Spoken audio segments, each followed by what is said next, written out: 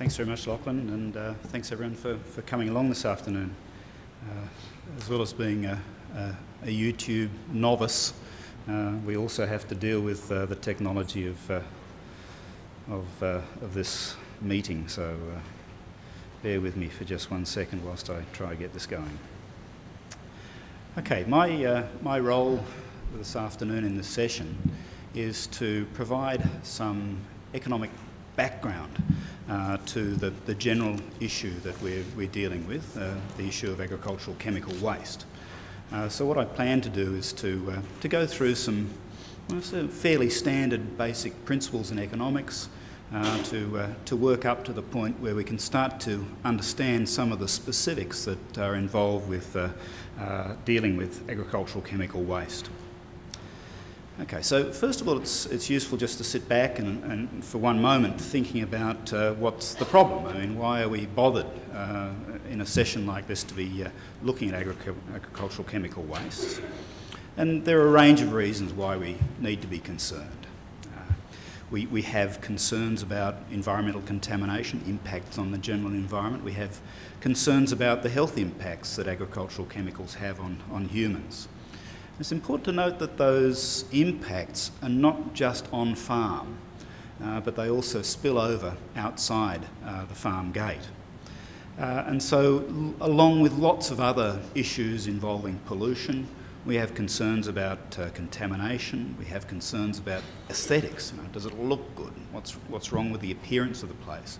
And also, when we think about some forms of waste, we think about literally a waste of resources. Are we throwing stuff away that should be reused or recycled? Now, when we think about this as a problem, we need to go back to some basics and say, well, why is this a problem? Why is it that we have this contamination? Why we have worries about aesthetics and wastes of resources? And usually we can look back to basic problems of a failure of a decentralised trading system, interactions between individuals through markets, that doesn't see these sorts of impacts internalised into markets. So individuals don't make socially optimal decisions because the property rights to these impacts are not well defined and not well defended. We don't know where that particular agricultural chemical waste came from, so we can't necessarily pursue legal action against a right that we might have. And so the upshot of that simply is that the decentralised operation of market forces won't bring about an optimal level of pollution control, nor an optimal level of recycling of the containers in which those agricultural chemicals are delivered. Okay, so if the sort of normal process in society of dealing with these things isn't working, what do we need to move towards?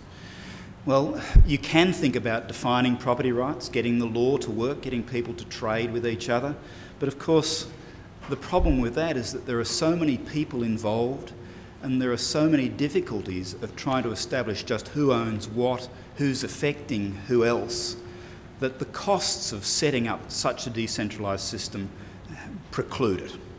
So we're not going to have a situation where we can have markets working to solve these contamination, pollution and waste problems. And so we move to think about the prospects of some form of collective action, people getting together to solve the problem as a group rather than as decentralised individuals. Now, the first way we can pursue collective action is really in a top-down approach. We can have governments setting up regulations, maybe statutory controls on actions, fines, prosecutions, criminal convictions, etc., setting up the rules and regulations whereby we will use chemicals, agricultural chemicals, and dispose of them. But it's important, really important to recognise that that approach is not cost-free. In fact, there are transaction costs associated with pursuing a regulatory approach. Okay, let's think about it. Setting up the administration, the bureaucracy, to administer these fiats, these criminal convictions if they're brought down. We'd have to install some sort of chemical police to go around and enforce the regulations. And of course, the other thing that a regulatory top-down approach fails to do is it fails to understand that everywhere and everyone is different.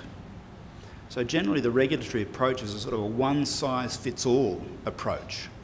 And so you have sort of one big square hole with lots of different sized round pegs trying to fit into it. And that can lead to a lot of inefficiency, particularly because of its inflexibility.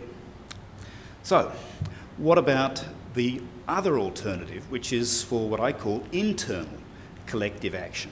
And this is where the collective action isn't imposed on the community from on high, but rather comes from within the community. Right, this is sort of a bottom-up approach. And that sort of approach relies on voluntarism, okay? People volunteering to be engaged in the provision of a collective good. Great stuff. It's flexible, lower costs of coordination when everybody's in this thing together, they band together, they can develop innovative structures to deal with a problem. And of course you've got enforcement that's within the group, and so that ceases to be such a problem. But the big issue with that internal collective action is the problem of incentive. Right, now, we all know about the free rider problem. We might all agree that if we all work together, we'll make a better place. But of course, somebody will sit back and say, well, you guys go and do it. I'll sit back and won't worry too much. I'm going to free ride on the goodwill and actions of the volunteers around me. So the free rider problem is really an issue when it comes to this bottom-up internal collective action approach. But I don't know how many of you follow the sort of awarding of Nobel Prizes in economics.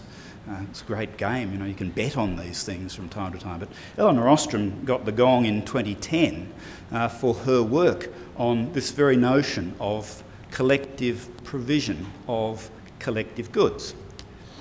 And what she's worked on for all of her career is finding examples where groups of people bind together to provide collective goods. And she's been able to work out the conditions which seem to make that work well.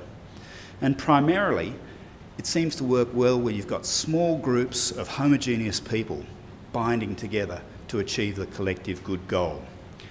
It maximises peer group pressure to stop that free rider problem. Okay, so let's get out of the theory and start looking at practice. There are lots of cases in rural Australia where collective action from the bottom up is evident. Landcare is a great example. Lots of small groups, right? Remember that small homogeneous groups of people working together to provide collective goods? Landcare and Coast Care are of that nature. All of the rural fire services around Australia follow that sort of model. Small groups, small local area brigades working to deliver a collective good of fire protection and control. But it works at different levels as well. Bush Heritage Australia and Australian Wildlife Conservancy are organisations which basically try to amass donations so that they can buy areas of land for nature conservation. So this is sort of a private version of national parks. And groups like Healthy Rivers Australia were doing this same sort of work for buying up irrigation entitlements to provide environmental flows. But all of those models which demonstrate the bottom-up approach, all of those models rely on a mixture of external, top-down, and internal, bottom-up action, collective action. And what I want to suggest to you today is that what we need to be thinking about in this realm is just where you sit policy so as to make the most of the top-down influences as well as the bottom-up influences to get agricultural chemical use right. Okay, so what sort of things are out there to do this? Well, think about the top-down approaches. You know, you've got that regulation. You've got basically the rule of law in our society, which is a top-down approach to getting these sorted out. At the other end, you've got local voluntary organisations coming up. In the middle, you've got corporations being involved, industry-level organisation of a voluntary nature. And then you've got top-down influences which you can best describe as threats of regulatory action. It's all sorts of complex mixtures of internal and external collective action. The thing that I really want you to worry about in all of these sorts of discussions is the tendency to move from the internal bottom-up towards the external top-down action. It seems that whenever the voluntary action, the internal action, looks somehow inadequate, governments will step in and start providing that top-down regulatory approach. Even when actions of a voluntary nature look really successful, governments want to jump on the bandwagon and help. But the problem is that the help often squashes the incentives for the internal collective action. I'll give you a few examples. I think the purchasing of water entitlements from irrigators by the Commonwealth Environmental Water Holder is an example where governments, fearing environmental degradation of rivers, have come in to stand over voluntary organisations that were starting to buy up those water entitlements. If ever there's a big bushfire, right, governments start to pour money into voluntary bushfire organisations.